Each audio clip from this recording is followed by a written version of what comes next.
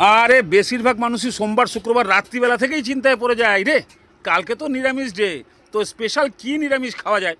মায়েরি হনুমানজির 1 টন ওজনের গদার দিব্যি খেয়ে বলছি, আইটেমটা যদি একবার বানাতে পারেন না, ভাত পাতে রুটি পাতে মুড়ি পাতে কুম্ভকর্ণের মতো এত গান্ডে পিণ্ডে খাবেন, অন্য তরকারি ঢাকনাই খুলতে ভুলে যাবেন। কিচ্ছু না, প্রথমেই এরকম মিডিয়াম সাইজের 5-6খানা পাঁপড় নিয়ে নিন। সে মাধুরী, অনিল কাপুর, জুই চাওলা যাকে খুশি নিয়ে এসে জলে একবার চুবিয়ে নিয়েই জলটা ঝরিয়ে আলাদা আলাদা রাখুন, কেননা এরা আবার সেঁটে গেলে কাঁঠালের আঠা লাগলে পরে আবার ছাড়ে না। এবার এগুলো জল টেনে গিয়ে একটু নরম হোক, আর ফট করে এইদিকে 2টো টমেটো, ঝাল অনুযায়ী কাঁচা শুকনো লঙ্কা আর কয়েকটা আদার টুকরো বাস সেদ্ধ করতে বসিয়ে দিন। যখনই টমেটো ভেজা ড্রেসটা খুলতে শুরু করবে, আপনি তাকে ভালো করে খুলে দিয়ে আবার নামিয়ে ঠান্ডা করে মিক্সিং জারে পিষিয়ে দিন। মারাত্মক সেন্টের একটা টমেটো আদা কাঁচা লঙ্কার পেস্ট তৈরি হয়ে গেল। এবার দিয়ে দিন কড়াইতে 2-3 চামচ সরষের তেল।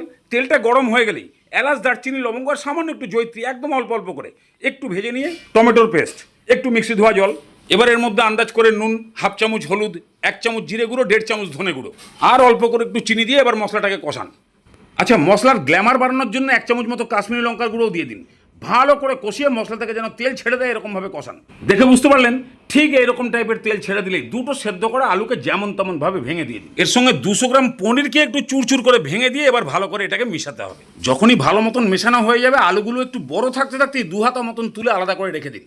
আর যেটা পড়ে আছে ওটাকে একটু ভালো করে মোটামুটি 5-7 মিনিট একদম দলাই মলাই করে কষালেই কড়াই ছাড়তে শুরু করে দেবে।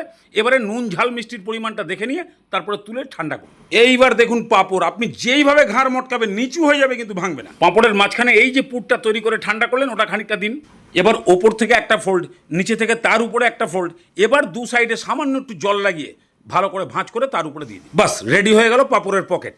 এইভাবে একদম নো চিন্তা ডু ফুর্তি করে সবকটা ভাঁজ করে দিন, বাস তারপরেই ভাজা হবে। একদম ঘপ ঘপ করে তেল ঢেলে দিয়ে গরম হয়ে গেলেই বাস এক এক করে ছেড়ে দিন।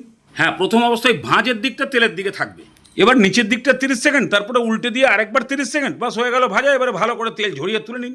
এইভাবে সবকটা ভেজে তুলে নিয়ে তারপরে ঝোলের জন্য কড়াইতে আবার 1 চামচ মতো সরষের তেল গরম করে নিয়েই শুকনো লঙ্কা, জিরে, তেজপাতা এগুলোকে একটু হালকা ভেজে নিয়ে তারপরে সেই প্রথমেই তুলে রাখা মশলা মাখানো আলু পনিরটা এবার দিয়ে দিন। 5 মিনিট মতন এই তেলের মধ্যে আগে ভালো করে কষিয়ে নিয়ে তারপরে দেখুন এর মধ্যে নুন ঝাল মিষ্টির পরিমাণটা কেমন আছে। সেই অনুযায়ী নুন, মিষ্টি আর 1 চামচ গরম মশলা দিয়ে ভালো মতন কষতে থাকলেই বুঝতে পারবেন যে এইরকমভাবে কড়াই ছাড়তে শুরু করে দিই। এবার ওই টমেটো সেদ্ধ করা জল আর সামান্য একটু জল দিয়ে গ্রেভিটা বাড়ান, কেননা আলু, পনির, পাঁপড় সবাই কিন্তু জল খাবে। বাস হয়ে গেছে। এবার খালি লাস্ট সিন চলছে, ঢাকনা দিয়ে খালি ভালো করে একবার ফুটিয়ে দিন।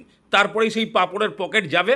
ভালো করে একটু গ্রেভির মধ্যে ডুবিয়ে দিয়ে 2 চামচ ঘি দিয়ে নাড়িয়ে চাড়িয়ে নামিয়ে দিন। খেলা শেষ ভাত পাতে। আমি 1 ঘন্টা পরে নিয়েছি বলে একটু বসে গেছে, কিন্তু সুপার টেস্ট। এবার গ্রেভি দিয়ে পাঁপড় পকেট দিয়ে মেখে মুখে ভাত খান। নিরামিষের দিনেও মস্তি করে 150 চালের ভাত সাটান।